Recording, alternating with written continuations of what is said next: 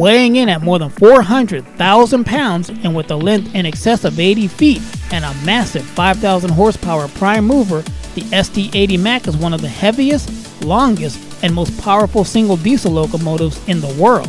Conrail was the first railroad to receive the SD80MAC in early 1996. As it would turn out, Conrail would be the only original buyer of this locomotive, even purchasing both of the demonstrator units. I'm Railfan AC, and you're watching Trains in the 21st Century.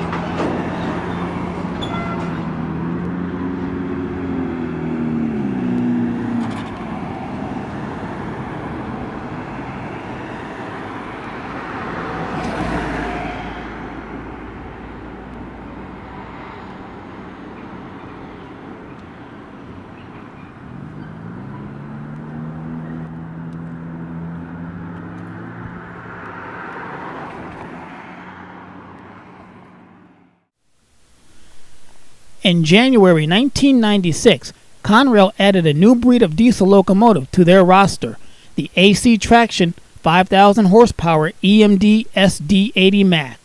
It was the first model to use a 20-cylinder prime mover since the SD45s of more than 20 years earlier, and Conrail's first and only independent order for AC locomotive power. EMD built and Juniata completed 28 of the 80-foot-long monsters for use on heavy trains on the Pittsburgh line and the Boston line. Only 30 were built and all went to Conrail, and most still exist today on Norfolk Southern. CSX inherited about 13 when Conrail was split, but a trade agreement between them and the Norfolk Southern saw ex-Conrail SD40s exchanged for the SD80MACs in early 2015. The former Conrail ex-Norfolk Southern SD40s ran around on CSX in their black paint with yellow CSX markings, which earned them the nickname of the Black Hornets. The 80s were considered to be somewhat rare, and although they could show up anywhere, they were typically only seen in certain parts of the NS system. The SD45 series had a false rep for being fuel hogs. However, the SD80MAC's 20-cylinder 710G3B has electronic fuel injection for increased efficiency and reduced emissions. The 80MAC also makes use of the self-steering HTCR2 radial truck with large 45-inch wheels as opposed to the 40-inch wheels found on the SD60i. But like the SD60i, the 80 has flange lubricators for high adhesion and low rail wear. The SD45 was actually quite a successful model for EMD despite the fact that many had reliability issues with crankshafts snapping while in operation. Once the company was able to correct these problems by redesigning the locomotive's engine block, the SD45 proved to be a reliable and powerful locomotive that can still be found in use all across the country today. As for the SD80MAC, it never did suffer from any reliability issues in terms of a problematic engine.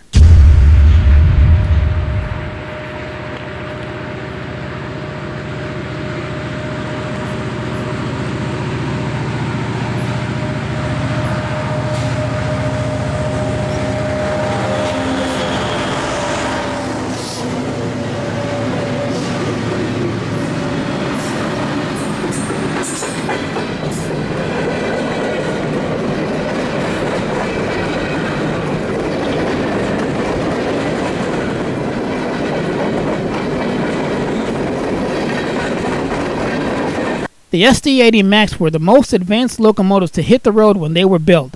Conrail was a leader in this regard, not just in trying out new things but making them standard on new orders. First with the isolated cab, first with the electronic fuel injection, first with the electronic cab signaling jointly developed with Harman Electronics, of course, first with the electronic air brake, and first with the integrated displays. The most important and probably expensive feature of the SD80MACs were the alternating current AC traction motors, which created adhesion of 35%. Like the SD60i, the 80 has the isolated cab to improve crew comfort and integrated cab electronics. The 80MACs were also equipped with distributed power, but it has rarely ever been used. During the 1990s, the advent of AC traction and the increase in available adhesion and starting tractive effort kicked off a new horsepower race as GE and EMD sought to take advantage of the untapped potential of AC systems capable of handling more horsepower than existing locomotives could deliver. EMD revived their 20-cylinder engine fad and took the lead ahead of GE in 1995 with the introduction of the SD80MAC. Conrail was so impressed with the 80s that they purchased the two demonstrators, the EMD-X numbers 8000 and 8001, outright. There were to be 108 more AC locomotives ordered, but things were scaled back to 28 more 80MACs to be delivered in early 1997.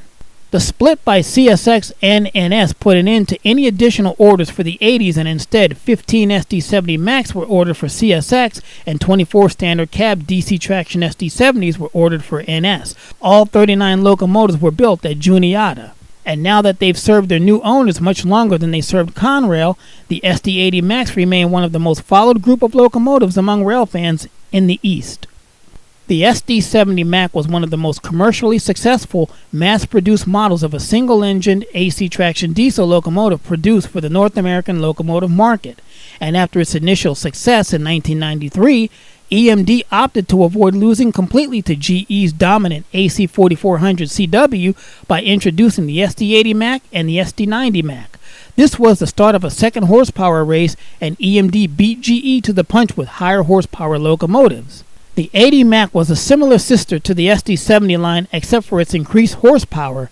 Much longer than any single locomotive EMD had made aside from their DD series, the model did have some noticeable design changes from the 70 series engines, those aside from the increased length. The model was the first EMD locomotive to feature the flared rear radiator design that had been a common trait of GM and GE diesels dating back to the 1970s with the GM's SD45 and the GE's -7 line.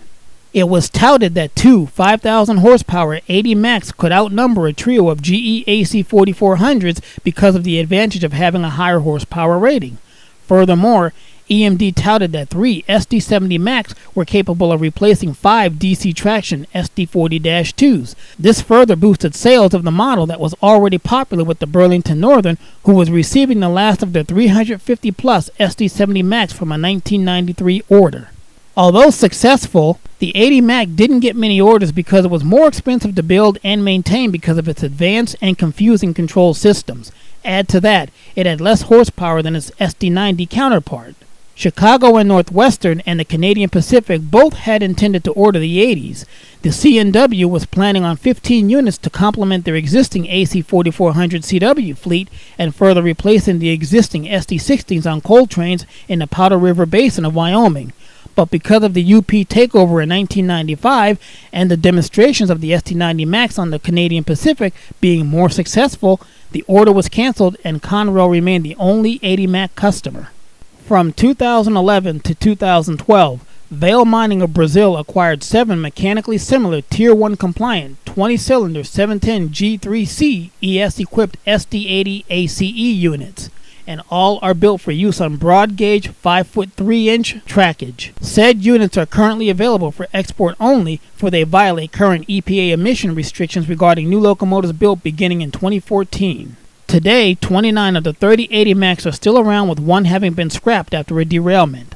Norfolk Southern removed the marker lights from the original 80MACs that they acquired during the Conrail split. CSX kept the marker lights on their units. After NS acquired the remaining 80MACs from CSX, they removed the red marker lights from those units. NS had initially restricted the 80MACs to coal service between Altoona, the South Fork Secondary, Helper Service, and Shire Oaks in western Pennsylvania. but with declining coal shipments, many got out on the road. In 2018, after NS finished rebuilding its 90 MAC fleet into SD70 ACUs, it was supposed to rebuild all 80 MACs into SD80 ACUs, but the project was canceled. With all existing 80 MACs now under one banner, NS has placed the 80s into storage and all are being auctioned off.